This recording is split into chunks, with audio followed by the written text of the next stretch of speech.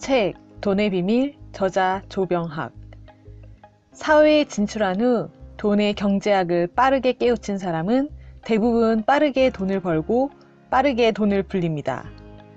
돈의 비밀인 돈의 경제학을 바르게 이해하고 실천한다면 일에서 완전히, 그리고 원한다면 아이들조차 영원히 일에서 벗어나는 경제적 자유를 누릴 수 있습니다.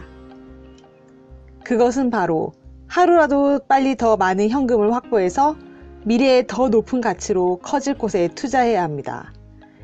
여기서 중요한 단어는 현금 확보와 투자입니다.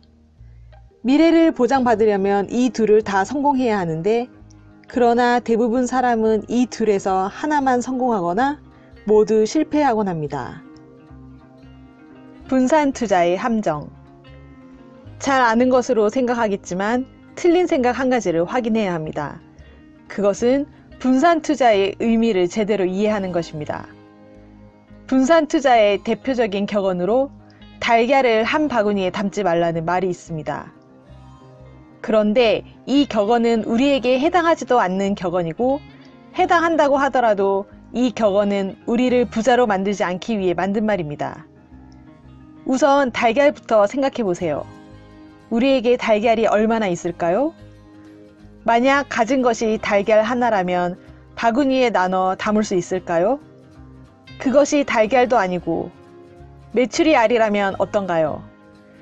2019년 10월 스위스의 투자은행 크레디 스위스는 글로벌 웰스 보고서에서 상위 0.9%의 부자가 전 세계 부의 44%를 차지하고 있다고 밝혔습니다. 엄청난 달걀을 소유한 이들에게는 달걀도 바구니도 무척 중요할 것입니다. 그러나 우리에게 필요한 것은 바구니가 아니고 달걀입니다. 우리에게는 우선 달걀을 만들거나 확보하는 일이 가장 중요합니다. 달걀 하나를 메추리알 5개로 바꿔 나눠 담는 일도 하지 말아야 합니다. 그리고 달걀이든 메추리알이든 생기는 대로 소비하지 말고 바구니에 담으면서 계속 키워야 합니다. 매월 월급날 가장 안전하고 장기 수익률이 보장되는 한 곳에 투자하는 방법이 바로 그것입니다. 기억해야 할 것은 우리에겐 그들만큼 달걀이 없다는 명백한 현실이죠. 투자하기로 했다면 이제 중요한 것은 바구니입니다. 투자는 최고로 성장하는 최고의 바구니를 찾아 집중 투자하는 것이 핵심입니다. 상위 1%의 수익률, 12%의 미래. 자산을 기준으로 상위 10%의 사람들은 연평균 10% 정도의 자산 가치가 증가합니다. 이들보다 상위의 1%는 12%, 0.1%는 15%의 자산 가치가 증가합니다. 연평균 12%의 수익률이 만드는 마법을 세밀하게 들여다보면 1년 차에 $1000를 12% 수익률이 나는 곳에 투자할 경우 연간 수익은 $120이고 연말 누적 가치는 원금 $1000를 더해 $1120가 됩니다. 2년 차는 $1120가 투자 원금이 되고 같은 수익률을 달성하면 연말에 $1254.4가 됩니다.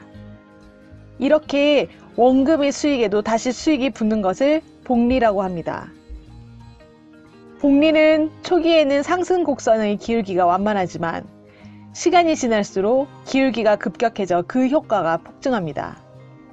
그래서 6년 차에 이르면 투자금 $1000는 $1973가 되어 거의 2배가 되죠. 상위 1%의 자산가치 증가율 12%는 6년마다 2배씩 자산을 증가시킵니다. 우리가 12% 수익이 나는 곳에 투자할 원금 1억 원을 모았다고 가정해보세요. 6년이 지나면 투자금 1억 원은 2억 원이 됩니다. 다시 6년이 흐른 12년 차가 되면 2억 원이 4억 원으로 2배 증가하게 되죠. 이렇게 18년 차가 되면 8억 원으로 증가하고 24년이 흐르면 16억 원이 됩니다.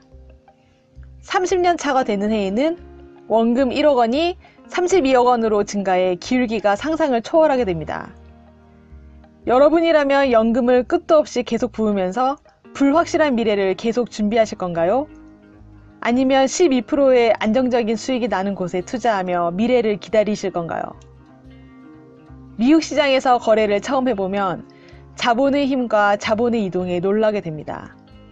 이들이 운용하는 ETF가 거래되는 양과 금액을 보면 깜짝 놀랄 수밖에 없지요.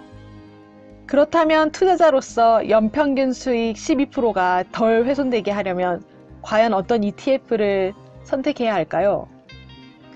S&P 500 ETF에 투자하는 방법은 연평균 12% 자산가치 증가를 복제하는 방법 중 하나입니다. 전 세계에서 주식으로 거래되는 50만 개의 기업에서 상위 0.1%에 해당하는 500개를 선택하고 변화하는 시가총액 순서대로 투자 비중을 조절해 하나로 묶은 것이 1993년도에 등장한 SPY입니다. 그래서 5년 혹은 10년 이상 장기 투자를 한다면 연평균 12%의 수익이 확보되지요.